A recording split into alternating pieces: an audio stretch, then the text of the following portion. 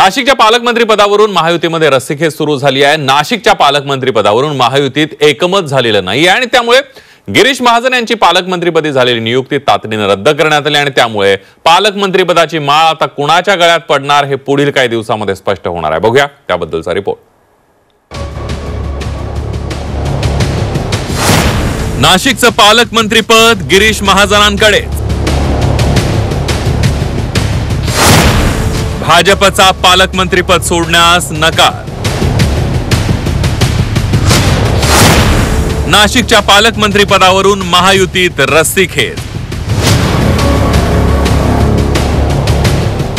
पालकमंत्रीपदावरून शिवसेना आणि भाजपमध्ये रस्सीखेच सुरू असताना आता राष्ट्रवादी ही पालकमंत्रीपदावरून नाराज आहे। त्यामुळे नाशिकच्या पालकमंत्रीपदावर गिरीश महाजन यांचं नाव जाहीर झालं असताना काही तासातच नाशिकच्या पालकमंत्रीपदाला स्थगिती देण्यात आली आहे। नाशिकच्या पालकमंत्रीपदासाठी राष्ट्रवादी ही आग्रही आहे, त्यामुळे तातडीने गिरीश महाजन यांच्या पालकमंत्रीपदाला स्थगिती देण्यात आली आहे। तर दुसरीकडे नाशिकच्या पालकमंत्रीपदावर भाजप ठाम आहे। त्यासाठी बावनकुळे आणि गिरीश महाजन यांच्यात नाशिकमध्ये बैठक झाली।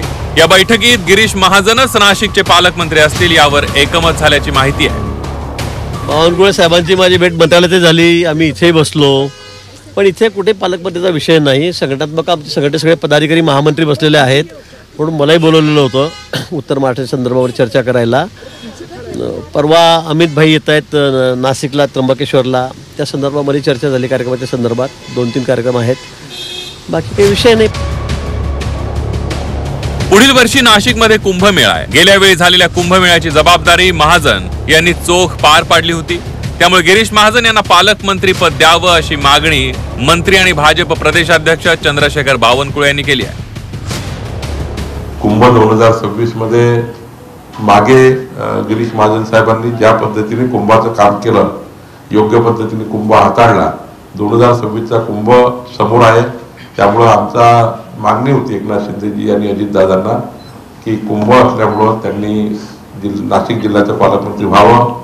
आमची विनंती पुन्हा दोन्ही नेते ऐकतील आणि आग्रह सोडतील।